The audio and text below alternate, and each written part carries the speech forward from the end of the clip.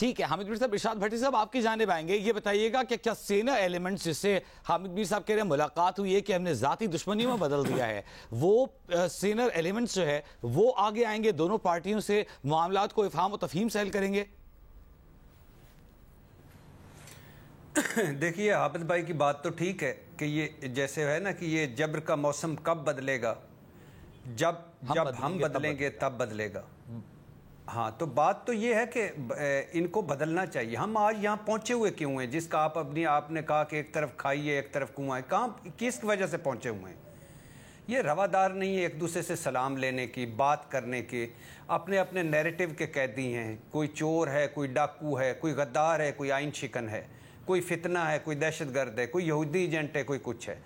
تو بات تو یہ ہے کہ میں پہلے بھی کہہ چکا ہوں کہ جب آپ کی خواہش ہے اس ملک کی کہ نریندر مودی فاشسٹ ہے جو مسلمانوں کا مسلمہ قاتل ہے، اگر آپ اس حکومت سے بھی بات کرتے ہیں یا کرنے کے لیے تیار ہیں یا کرنے کے لیے بیک ڈور ہوتی ہے، تو یہاں آپس میں کیوں نہیں؟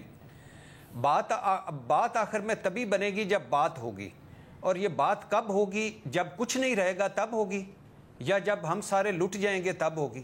آپ کا ملک جس کی وجہ سے یہ سارے چودھری ہیں، یا جس کی وجہ سے سب کے سب اعلیٰ مقام رکھتے ہیں، یا جس ملک نے ان کو عزت دی، نام دیا، مقام دیا، اس ملک کا کچھ سوچیں.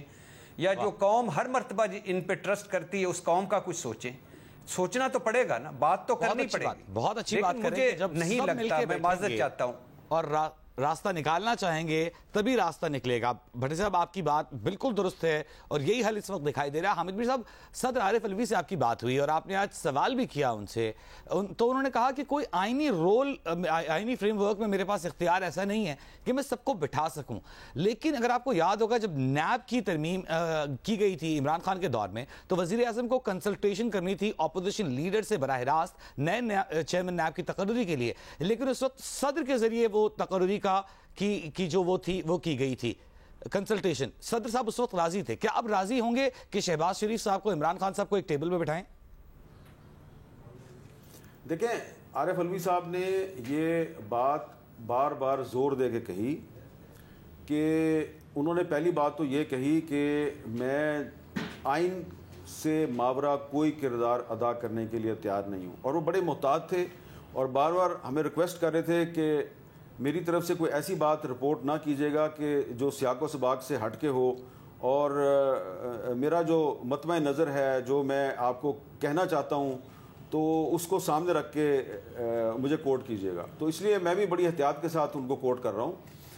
ان سے بار بار یہ سوال کیا گیا، ایک دفعہ نہیں، کم از کم 4-5 دفعہ مختلف لوگوں نے سوال کیا کہ یہ جو آپ نے پچھلے دنوں ایک بیان دیا تھا کہ پاکستانی عوام کی امنگوں کے مطابق ایک نئی حکومت بنانے کے لیے میڈیا اور اسٹیبلشمنٹ اپنا کردار ادا کرے، تو آپ نے یہ بیان کیوں دیا؟ کیونکہ میڈیا کا اور اسٹیبلشمنٹ کا تو پاکستان کی آئین میں کوئی آئینی کردار ہے ہی نہیں ہے. تو اس پہ عارف علوی صاحب نے کہا کہ میں نے جو لفظ استعمال کیا تھا عوام کی امنگوں کے مطابق، تو اس کو اگر آپ نے مس انڈرسٹینڈ کیا تو میں اس کو کریکٹ کر دیتا ہوں کہ یقیناً میڈیا کا کوئی آئینی کردار نہیں ہے، لیکن میڈیا جو ہے وہ ایک ماحول بنا سکتا ہے. اور دوسری بات انہوں نے یہ کہی کہ میں کسی بھی صورت میں اسٹیبلشمنٹ کو کوئی آئینی کردار دینے کے حق میں نہیں ہوں، اور میں ان کو کوئی ایسا کردار ادا کرنے کے لیے نہیں کہوں گا جو کہ آئین سے ماورا ہے. لیکن یہ ایک حقیقت ہے کہ اسٹیبلشمنٹ کا پاکستان میں ہمیشہ سے کردار رہا ہے اور ابھی بھی ہے.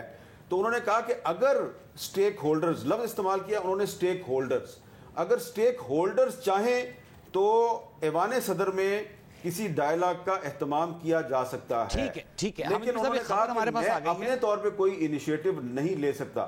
اچھا پھر اس کے بعد ان سے بڑا ایک ٹو دی پوائنٹ ایک سوال کیا عامر الیاس رانا صاحب نے کہ یہ بتائیں کہ آپ نے شہباز شریف سے حلف نہیں لیا، گورنر پنجاب کی تقرری کے معاملے پہ آپ نے جو کیا، آپ نے سمری جو ہے وہ واپس کی بھیجی بار بار، تو آپ کے رویے سے ایسے لگا کہ آپ اپنا آئینی کردار ادا نہیں کر رہے، آپ ابھی بھی اپنی جو سابقہ پارٹی ہے اس کے سربراہ عمران خان صاحب سے ڈکٹیشن لیتے ہیں.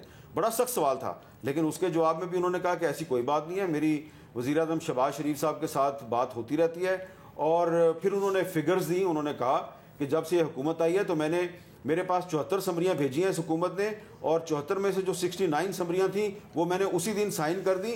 3-4 سمریوں کو روکا، ایک سمری میں نے تھوڑے دیر کے لیے روکی، اور باقی جو سمریاں تھیں، ایک AVM مشین والی، ایک نیب آرڈیننس میں ترمیم والی، اور ایک اوورسیز پاکستانیز والی، وہ میں نے روکی، کیونکہ اس پہ میرا اپنا ایک خیال تھا نہیں تھا، اس لیے میں نے روکی.